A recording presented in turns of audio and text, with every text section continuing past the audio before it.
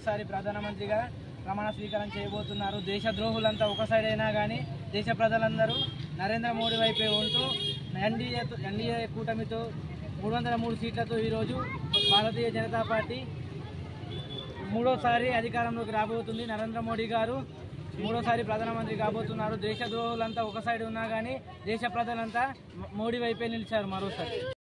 కాబట్టి మనము కూడా ఈ దేశ ప్రగతిని కోరుతూ మనము ఈ బీజేపీకి మద్దతు ఇవ్వవలసిందిగా అందరం కూడా సహకరించి మన దేశాన్ని ముందడికి తీసుకుపోదామని అందరికి కూడా పేరు పేరున నేను ధన్యవాదాలు చేస్తున్నా. దేశానికి గర్వకారణము మన భారతదేశము మంచి ప్రగతి పదంలో నడుస్తున్నది. ఇది ఏ ఒక్కరిదో కాదు, మన భారతీయులందరిది ఇది విజయం అని నేను ఘంటాపదంగా చెప్తున్నా. అదేవిధంగా మనము ఇంకా కూడా ముందరికి వేడుతున్నది. ఈ 303 సీట్లే కాదు, ఇంకా పెరుగుతాయి బీజేపీకి. అందరూ కూడా బీజేపీకి వస్తామని అంటున్నారు. ఇప్పుడు ఇంకా సీట్లు పెరుగుతాయి. మరి కాంగ్రెస్ పని కథమైపోయింది. కూటమి కూడా విచ్ఛిన్నమైపోతున్నది.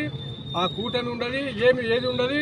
మరి అందరికి కూడా నిజాయితీ అంటే నీతి నిజాయితీగా అందరికీ తెలిసిపోయింది. జై శ్రీరామ్, జై శ్రీరామ్. మన భారతదేశంలో భారతీయ జనతా పార్టీ 2024లో ఇప్పుడు మంచి మెజారిటీతో అత్యధిక సీట్లతో గెలవడం జరిగింది.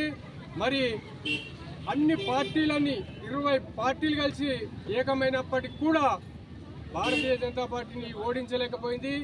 ఇది చాలా ఘన విజయం బీజేపీది.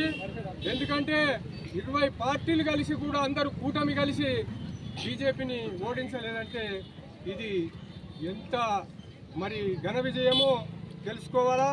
మరి మన నరేంద్ర మోడీ గారు 2 టర్ములు అయిపోయి ఇది 3వ టర్ము.